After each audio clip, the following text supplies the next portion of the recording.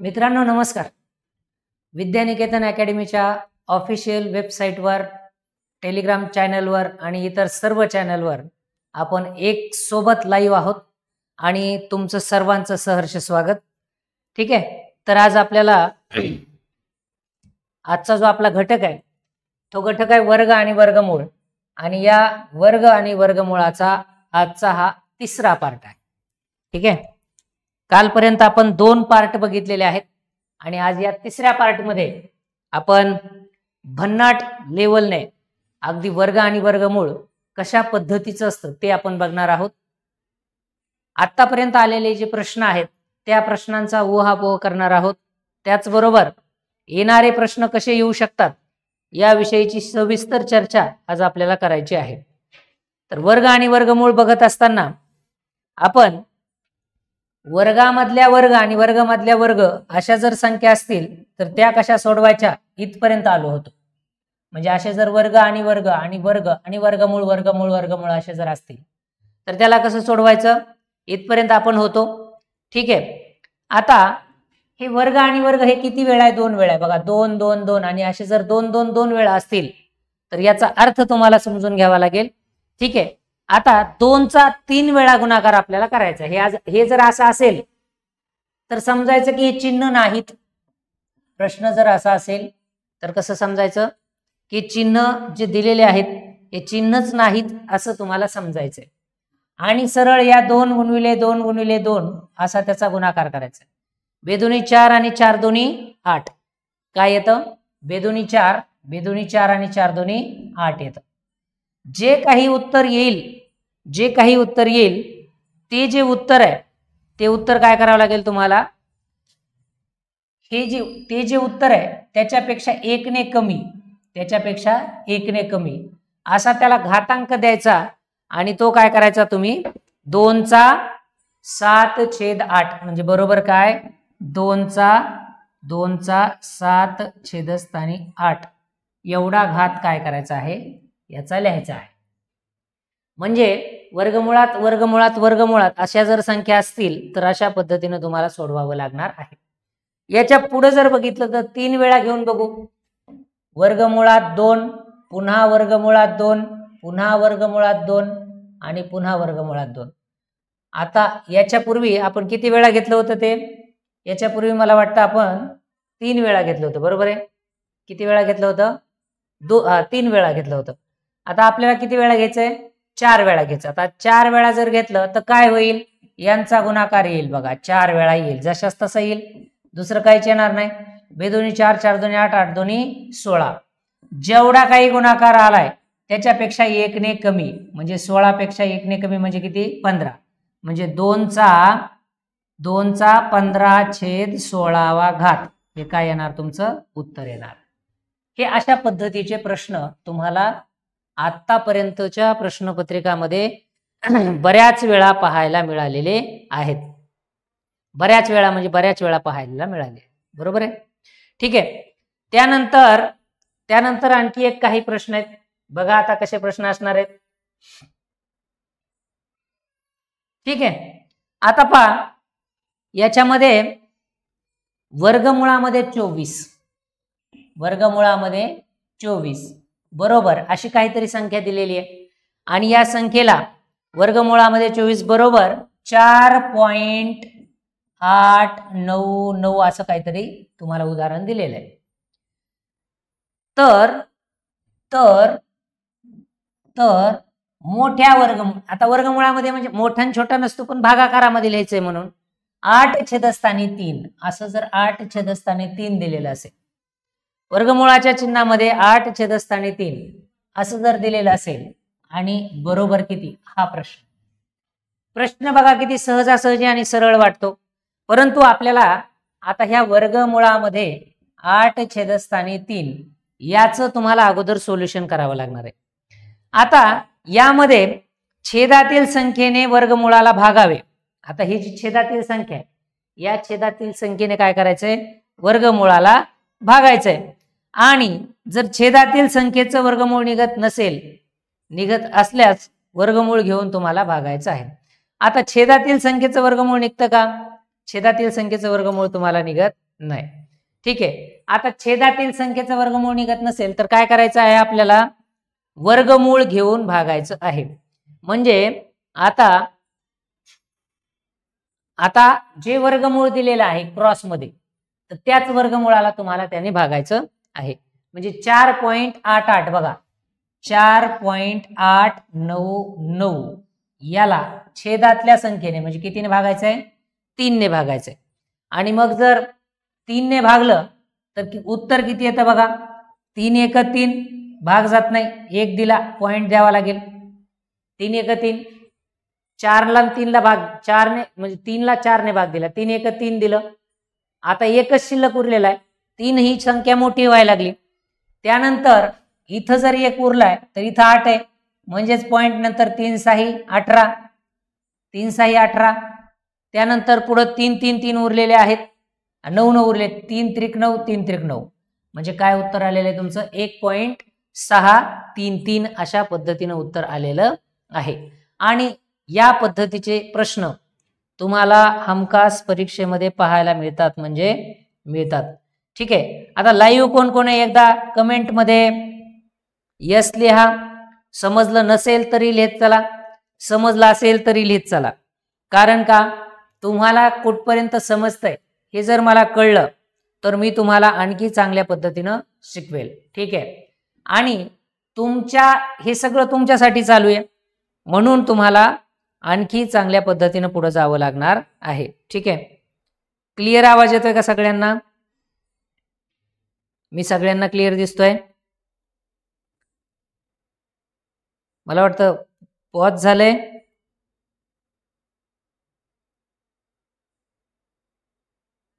अगदी बरोबर आहे, चला बरोबर आहे, आवाज येतोय, सगळ्या गोष्टी आहेत, क्लिअर आहे. येस, आता याच्याही पुढे जाऊन जर बघितलं तर आपल्याला आणखी काय करायचं आहे बघा. कमेंट मध्ये लिहायला विसरत जाऊ नका, कमेंट मध्ये लिहित चला. कमेंट मध्ये लिहिल्यानंतर माझ्या लक्षात येतं की तुम्हाला समजतंय वगैरे. ठीक आहे, आता वर्गमुळामध्ये 11 आणि पुन्हा छेदस्थानी वर्गमुळामध्ये 11. आता काय अगोदरचं बघू, नंतर हे बघा, त्याच्यामध्ये प्लस केलं, वर्गमुळामध्ये 11 प्लस वर्गमुळामध्ये 9 भागविले वर्गमुळामध्ये 11 मायनस वर्गमुळामध्ये 9. बघा, आता वरती प्लस आहे, खाली मायनस आहे. आता दुसरा गट घ्यायचा आहे त्यांना, त्याच्यामध्ये इथं प्लस, वरती वर्गमुळामध्ये 11 मायनस 9, म्हणजे इकडचं तिकडं आणि तिकडचं इकडे केलेलं आहे. वर्गमुळामध्ये 11 मायनस वर्गमुळामध्ये 9 भागविले वर्गमुळामध्ये 11 प्लस वर्गमुळामध्ये 9. आता याला सोडवत असताना, या प्रश्नाला सोडवत असताना तुम्ही कशा पद्धतीने सोडवू शकता हे महत्वाचं आहे. ठीक आहे, तुम्हाला आणखी क्लिअर दिसावं यासाठी याला थोडंसं मोठं करतो. ठीक आहे, याला थोडंसं मोठं करतो म्हणजे तुमच्या लक्षात येईल आणखी. ठीक आहे, येस, आणखी क्लिअर दिसून जाईल तुम्हाला. आता जर बघितलं तर हा काय आहे तुमचा, हा प्रश्न आहे, हा तुमचा प्रश्न आहे. ठीक आहे, आणि याला सोडवत असताना तुम्ही काय करता, आता याचा तिरपा गुणाकार तुम्ही करत असता. याला म्हणजे तिरपा गुणाकार का करायचा असतो, तर छेद समान करून घ्यायचा असतो, आणि छेद समान करून घेण्यासाठी तुम्हाला तिरपा गुणाकार करावा लागतो. मग तिरपा गुणाकार म्हणजे काय, अंशाचा छेदाबरोबर गुणाकार, छेदाचा अंशाबरोबर गुणाकार. जे चिन्ह आहे ते जशास तसं ठेवावं लागतं. प्लसचं चिन्ह आहे म्हणून प्लसचं ठेवावं लागेल, मायनसचं चिन्ह आहे म्हणून मायनसचं ठेवावं लागेल. मग अगोदर आता प्लस प्लस, हे प्लस आणि हे प्लस एका जागेवर येईल, हे मायनस आणि हे मायनस एका जागेवर येईल, प्लस जशास तसं राहील. आणि भागाकारामध्ये मात्र हे जे 2 आहेत यांचा काय येतो, गुणाकार येतो. भागविल्यामध्ये ज्यांचा गुणाकार आहे त्यांचाच गुणाकार येतो. अगदी बरोबर आहे, याच पद्धतीने आहे.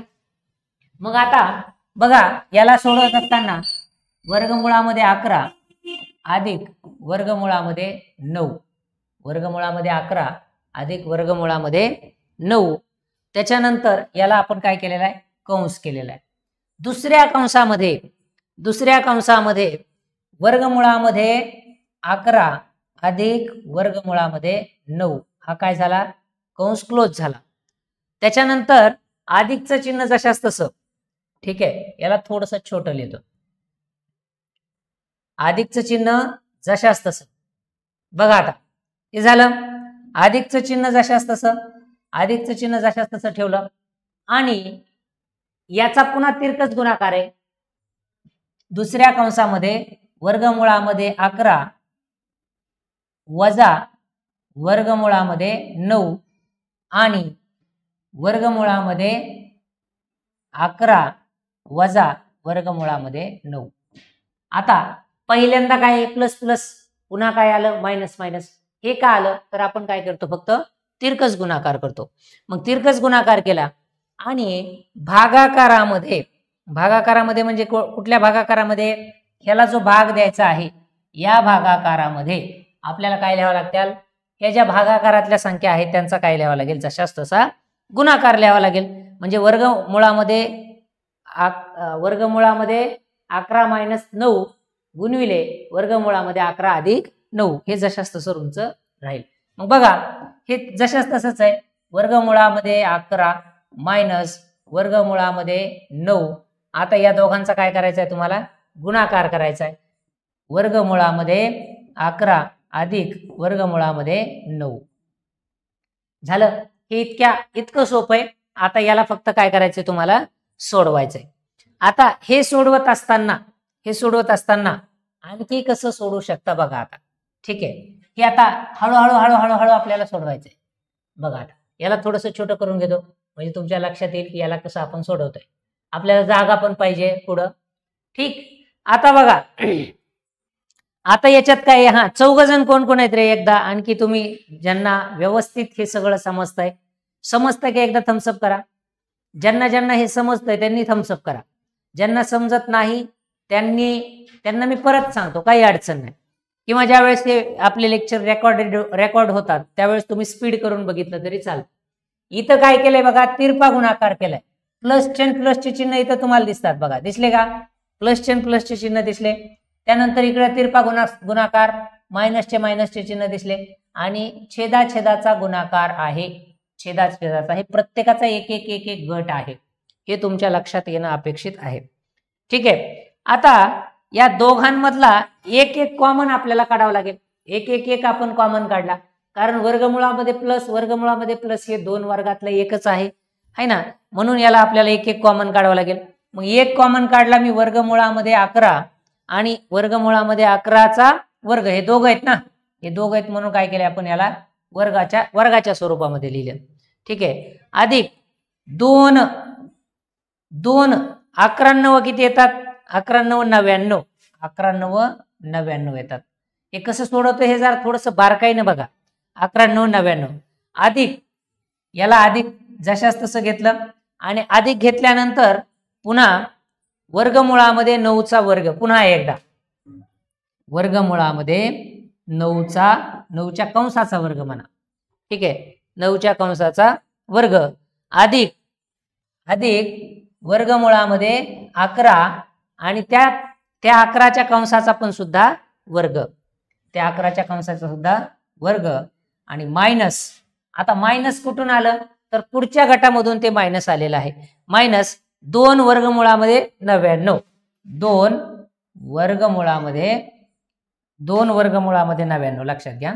2 वर्गमुळामध्ये 99 आणि याचा वर्ग होईल का आता परत, तर अधिक वर्गमुळामध्ये 9चा वर्ग, अधिक वर्गमुळामध्ये 9चा त्या कंसाचा वर्ग, नुसत्या 9चाच वर्ग नाही. ठीक आहे, काय केलं, गुणाकार केला जशास तसा, बाकी काही केलेलं नाहीये. आणि इथं जे आहे वर्गमुळाने वर्गमूळ खाऊन टाकलं म्हणून 11 मायनस काय येणार, डायरेक्ट 9 येणार. प्रत्येक वर्गमुळाने वर्गमूळ खाऊन टाकलं, 11 मायनस काय आलेलं आहे, 9 आलेलं आहे. आणि मग आता याला जर तुम्ही कॅल्क्युलेट केलं तर काय येतं, 11 अधिक 9 प्लस 11 अधिक 9 म्हणजे बघा प्लस 11 अधिक 9 म्हणजे 11 अधिक 9 अधिक 11 अधिक 9. ठीक आहे, 11 11 दोनदा, 9 9 दोनदा, 9 दोन्ही 18, 11 दोन्ही 22. आता या दोघांमधला जर फरक बघितला तर 11 वजा 9 2. 11 आणि हे बघा 9 2 18 आणि 22. 18 आणि 22 किती आले? 40. बरोबर किती आले? 40. 40 भागिले 2 बरोबर किती आलं? 20. 40 चे 2 तुकडे केले किती आलं मग? 20 आलं. आणि या पद्धतीनं आहे. ठीक आहे. आता आणखी कशा पद्धतीने तुम्हाला सांगतो, आणखी कशा पद्धतीने हे एकदा बघून घ्या कशा स्वरूपात असतं बघा. ठीक. आता याला आणखी एका वेगळ्या पद्धतीनं कसं सोडवायचं ते सांगतो तुम्हाला. वेगळ्या पद्धतीनं कसं सोडवायचं. आता हे झालं तुमचं लॉंग मेथडने. पण लॉंग मेथड तुमच्या कामाची आहे का? तर नक्कीच यस तुमच्या कामाची आहे. म्हणजे कन्सेप्ट समजून घेत असताना लॉंग मेथड कामाचे महत्वाचे. कन्सेप्ट समजल्यानंतर मग मात्र शॉर्ट कामाचं आहे तुमच्या. ठीक आहे. आता मी तुम्हाला दोन्ही पद्धतीने सांगणार आहे. काहीच काळजी करायचं कारण नाही. ठीक आहे. राजकन्या गायकवाड व्हिडिओ स्टॉप झाला. अरे अरे अरे आवाज येतोय बघा बरं एकदा. एकदा आवाज येतोय? फक्त आवाज येतोय का? व्हिडिओ स्टॉप नाही झाला. एकदा रिफ्रेश करून बघा. रिफ्रेश करून बघा एकदा सगळेजण. रिफ्रेश करून बघा रे. रिफ्रेश करून बघा. टेक्निकल अडचण आहे का मी बघतो. 1 मिनिट थांबा फक्त. यस.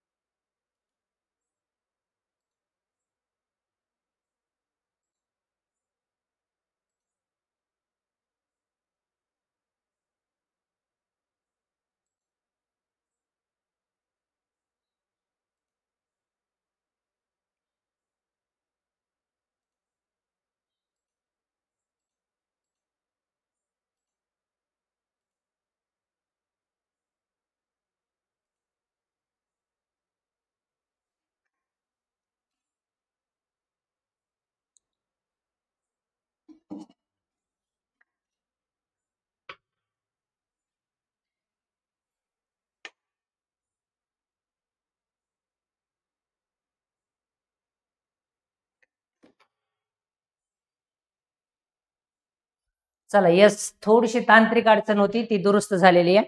आता सगळ्यांना आवाज येतो का एकदा बघा. सगळ्यांना आवाज येतो का एकदा क्लिअर करा. येतो का एकदा सांगा.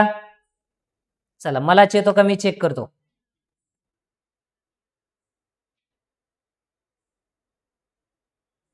येतो.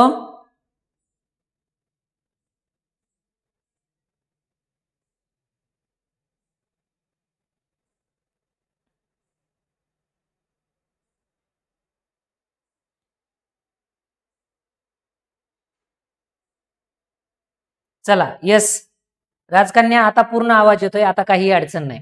ठीक आहे. ज्या वेळेस असं असेल ना तर हे बघा आता ज्या वेळेस ना 11 आणि हे बघा प्लस मायनस असेल. आता इथं प्लस आहे इथं मायनस आहे इथं मायनस आहे इथं प्लस आहे. असं ज्या वेळेस असेल ना बाकी काहीच डोकं लावायचं नाही. बाकी काय करायचं 11 प्लस 9 हे करून टाकायचं. संपलं. उत्तर येऊन जातं 20. बरं असं का करता. कारण याचं सगळं कॅल्क्युलेशन केल्यानंतर हेच उत्तर येत आहे. हे जर आपल्याला ऑलरेडीच माहित असेल तर मग तुम्ही फार जास्त कष्ट घ्यायची गरज नाही. 11 प्लस 9 बरोबर किती येतं 20 येतं. आणि 20च तुमचं उत्तर अपेक्षित आहे. ठीक आहे. आता क्लिअर आवाज येतोय का राजकन्या? मला वाटतं क्लिअर आवाज येत असावा. ठीक आहे. यस तर अशा स्वरूपामध्ये आहे हे. ठीक आहे. याच्यातले आणखी काही उदाहरणं आपल्याला घ्यायचे आहेत. ठीक आहे. क्लिअर आहे का रे? आवाज क्लिअर आहे? यस. काही तांत्रिक अडचण आली आहे बहुतेक. मला वाटतं काहीतरी तांत्रिक अडचण आलेली आहे. ठीक आहे. आपण ती बघूयात दुरुस्त करूयात. नाही तर मग आपण येणारा हा पार्ट आणखी पुढे कव्हर करूयात. ठीक आहे. थँक्यू.